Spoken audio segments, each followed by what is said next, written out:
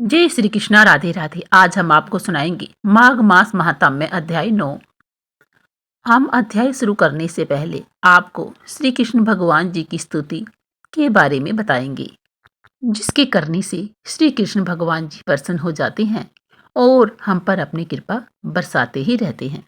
भगवान श्री कृष्ण तो प्रेम की भूखे हैं। आप भगवान कृष्ण से जितना प्रेम करेंगे वे उतना ही ज्यादा आपका ख्याल रखेंगे। जब आप प्रेम से भगवान कृष्ण को पुकारेंगे तो भगवान कृष्ण दौड़े चले आएंगे और आपकी सारी परेशानियां खत्म कर देंगे।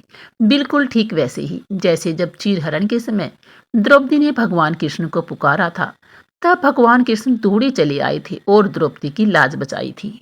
कृष्ण भगवान की स्तुति करने से, भगवान श्री कृष्ण की उपासना करने से आप उनकी कृपा पा सकते हैं। यदि आप पूरे भाव से भगवान कृष्ण की स्तुति करते हैं, उनका नाम लेते हैं, तो श्री कृष्ण भगवान आप पर प्रसन्न होकर हर अक्षत्र में आपको विजयी होने का आशीर्वाद देते हैं।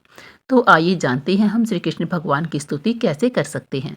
अगर आप श्री कृष्ण भगवान की किसी भी मंत्र की जो आपको आता हो, वह मंत्र 5 बार, 7 बार, 11 बार, 21 बार, जितनी बार आपकी श्रद्धा हो उतनी बार उसका बोले।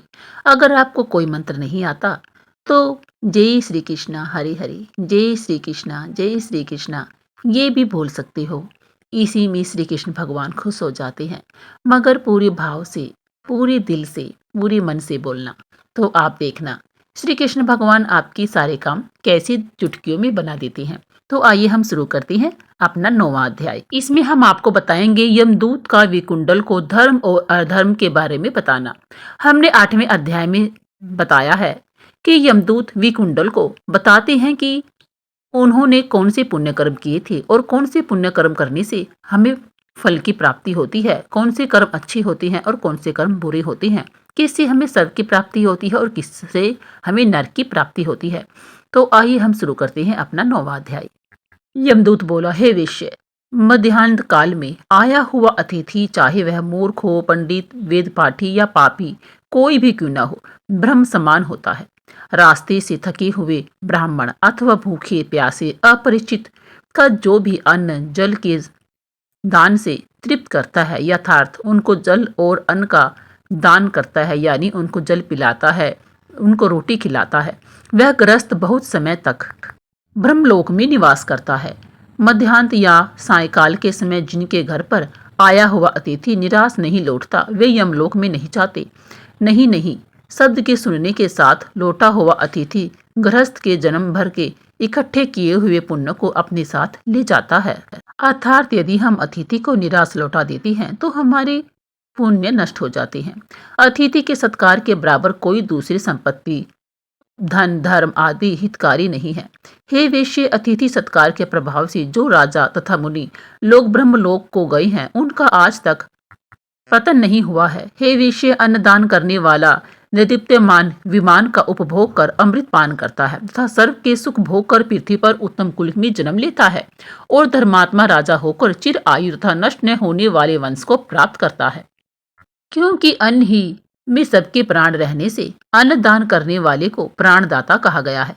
हे वेश्यवर, जब केसरी ध्वज राजा स्वर्ग से नितपित हुआ, तब व्यवस्वत देव ने दयापूर्वक उससे कहा कि हे राजन, कर्म भूमि मृत्यु लोक में जाकर यदि तुम फिर से स्वर्ग के इच्छुक हो तो अन्नदान अवश्य ही करना। हे वेश्य, यह बात मैंने स्पष्ट धर्मराज के मुख से सुनी है। ग्रीष्म ऋतु में जल, हेमंत ऋतु में ईंधन देने वाले तथा सदैव अन्नदान करने वाले यमराज के दुखों को नहीं पाते, वे नरक में नहीं गिरते। जो मनुष्य 6 महीने के अंदर ज्ञान व अज्ञान से, छोटी बड़ी और वाणी, मन तथा शरीर से किए हुए पापों का प्रायश्चित नहीं करता, तो वह नरक भोगता है, और जो प्रायश्चित करता है वह देवता और गंधर्वों से सुशोभित लोक को पाता है। हे वेश्य, जो मनुष्य वेद माता, गायत्री या दूसरे वैदिक मंत्रों को जपते हैं और नित्य सुबह शाम अग्नि में हवन करते हैं, ऐसे विप्र अक्षय गति को प्राप्त होते हैं। जो नित्य व्रत का आचरण करने वाले, तीर्थों का सेवन करने वाले और जितेंद्रिय हैं, वह यमराज को नहीं देखते हैं। नरक से बचने वाले को पराय अन्न की अभिरुचि छोड़ देनी चाहिए, क्योंकि जो जिसका अन्न खाता है वह उसका पाप खाता है। हे वेश्य, जो मनुष्य नित्य प्रति प्रातःकाल स्नान करता है उसके बाहरी तथा भीतरी सब पाप नष्ट हो जाते हैं और नरक में नहीं जाते।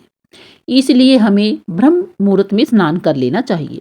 जो लोग स्नान किए बिना भोजन करते हैं वे सदैव मल खाने वाले होते हैं। जो नित्य स्नान नहीं करते उनके पितर तथा देवता उनसे विमुख हो जाते हैं और वह नरक भोग कर नीच जाति और चांडाल आदि योनि में जन्म लेते हैं।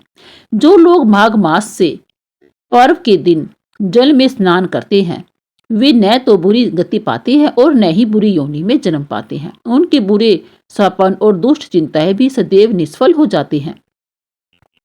उनके साथ हमेशा अच्छा ही होता है। हे विषय श्रेष्ठ, प्रातः स्नान से शुद्ध होकर मनुष्य माघ महीने में तिल पात्र या तिल कमल का दान देने से यमलोक में नहीं जाते। हे विकुंडल, पृथ्वी, सोना, गो आदि 16 महादान है। इनका दान करने वाला मनुष्य हमेशा स्वर्ग में निवास करता है। बुद्धिमान लोग पुण्य तिथियों में व्यतिपात और संक्रांति के दिन स्नान करके यदि कुछ भी दान करता है तो वह बुरी गति में नहीं पड़ता और संसार में गरीब कुल में पैदा भी नहीं होता।